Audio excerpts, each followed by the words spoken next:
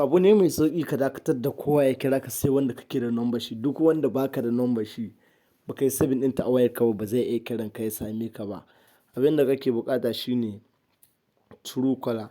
Ka dawo wurin App Store ɗinka idan iPhone ce ko kuma idan Android ce ka duba wurin da ake sauke application kamar yadda za ka gani sai ka shiga ka rubuta wurin searching ɗinka sai ka rubuta Truecaller. Yauwa kamar yadda za ka gani Truecaller yana buɗewa zai nuno maka nan wurin ka gan shi sai ka shiga. Kaga da yake na riga ni na installing ɗin Truecaller ɗin.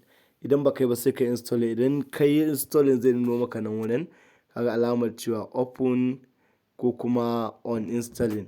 Abin da za ka yi shine sai ka shiga nan wurin da aka rubuta open sai ka shiga cikin Truecaller ɗin. Ka ga gashi yanzu na shigo cikin Truecaller ɗin. Kai za ka yi register ɗinta. Da yake ni na riga na yi register. To bayan ka kammala register ka yi komai da komai. To abin da za ka yi shine sai ka zo ka duba nan wajen nan ƙasa hannunka na dama a ƙasa nan wajen blocking ɗin nan sai ka shiga cikin shi. Kana shiga cikin shi abin da za a yi shine sai ka janyo ka zo nan. Abin da za ka yi sai ka zo ka fara buɗe wannan top spammer ɗin nan ka gan shi. Abin da yake nufi shi wannan duka nambobin da suka cika takura mutane da kire-kire ko kuma ana cutuwa da waɗannan nambobin. Mutane sun yi reporting ɗinsu ga Truecaller. To idan ka buɗe wannan bayan da za a yi wannan number ta shigo cikin wayarka ko an kira ka da ita. Kai bayan za a yi ka samu wannan damuwar ta cewa lallai za a kira ka da wannan number wacce ake cutar mutane da ita. Shi kuma wannan na biyun sai ka zo ka duba shi ma ka gan shi nan wajen block hidden numbers nan. Wannan shi kuma amfanin shi idan mutum ya yi private number ko kuma ya hidden number ya kira ka. Duk wanda ya ɓoye number shi idan ya kira ka ba zai same ka ba matuƙar ka buɗe wannan. Sai dai kawai a nuna mai user busy. Sannan kuma ga wannan zaɓin na uku shi kuma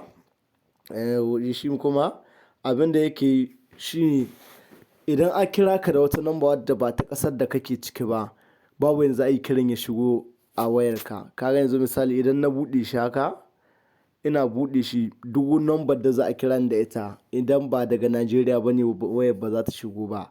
Bayan za a yi a same ni ka gan shi yanzu haka da na yi bayan za a yi wanda ba ɗan Najeriya ba ya same ni.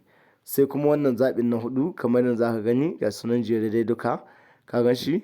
To shi wannan zaɓin shine idan ka buɗe shi babu yanda za a yi wani ya kira ka matuƙar ba kai saving number shi ba. Kamar yadda za ka gani kana buɗe wannan tsarin duk wanda zai kira ka in dai ba ka yi saving number shi ba ba zai same ka ba. Kamar yadda za ka gani ka ga yanzu da na yi haka to duk wani da zai kira ni in dai ba na yi saving number shi ba ba zai same ni ba. Wannan shi kuma duk wani da zai kira ni in dai ba Najeriya yake ba zai samu ba. Wannan shi kuma duk wani da zai kira da private number ma'ana ya ɓoye number ba zai samu ba. Shi kuma wannan nambobi ne wanda mutane suka yi reporting ɗinsu zuwa Truecaller cewa wannan nambobin ba wai mutum na mai amana yake kiransu su ba a mutum na macuci ko kuma wani abu haka. To Truecaller za ta riƙa yin blocking ɗin wannan kiran da zarar da ya shigo cikin wayarka. Assalamu alaikum.